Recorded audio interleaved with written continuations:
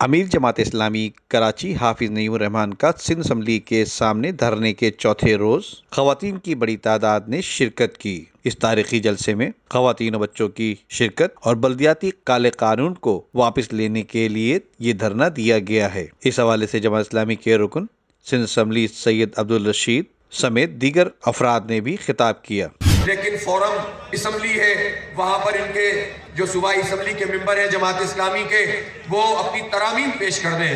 تو بھائی ہم نے تجاویز بھی پیش کر دی ہیں، ترامیم بھی پیش کر دی ہیں، ساری ترامیم ہم نے پیش کی ہوئی ہیں۔ اگر آپ کے علم میں یہ بات نہیں آئی ہے اور آپ اتنے باخبر وزیر ہیں کہ آپ کو پتہ ہی نہیں چلا کہ کتنے دن پہلے ہم یہ سب کام کر چکے ہیں، تو پھر آپ کو خود اپنی خبر لینی چاہیے کہ صرف مسلسل میڈیا کی مصروفیات کے باعث آپ لکھنے پڑھنے کا آج کل شاید کام ٹھیک نہیں کر پا رہے ہوں گے۔ حالانکہ سید غنی یہ کام بہت اچھا کرتے ہیں اور یہ بھی ہمیں پتا ہے کہ جو پوری کاریگری ہوئی ہے اس میں کس کس کا ہاتھ ہے، جو قانون بنایا گیا ہے۔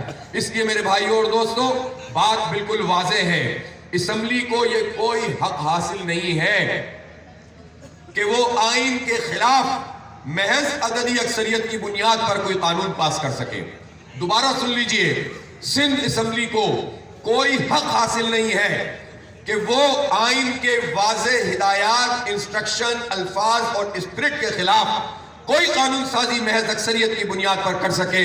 اس لیے سندھ حکومت نے اور پیپلز پارٹی نے یہ جو 2021 کا ایکٹ پاس کیا ہے، یہاں سے بل پاس کر کے اس کو ایکٹ بنایا ہے، یہ خلاف آئین ہے، آئین سے بغاوت کے زمرے میں بھی آ سکتا ہے اگر واقعتاً اس کے اوپر پوری پروسیڈنگ ہو جائے۔ چونکہ ایک طرف انہوں نے اس کے خلاف کام کیا ہے اور پھر اس پر ہٹ درمی کا بھی اگر مظاہرہ کیا جائے گا تو یہ بغاوت کے اندر جو ہے وہ آتا ہے۔ بہرحال یہ شاید زیادہ سخت لفظ ہو لیکن عملاً ہو یہی رہا ہے۔ سوکھ ہونا چاہیے، واپس لینا چاہیے۔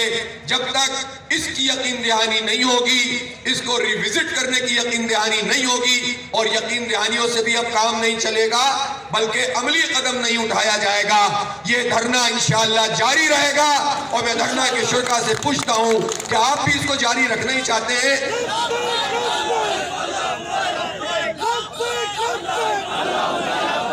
جبکہ اس حوالے سے دھرنا کے شرکا سے وزیر بلدیات سندھ سید ناصر حسین شاہ کا امیر جماعت اسلامی کراچی حافظ نعیم الرحمان کو فون کیا گیا، جبکہ ترجمان کے مطابق جماعت اسلامی کو بلدیاتی قانون پر گفتگو کی گئی۔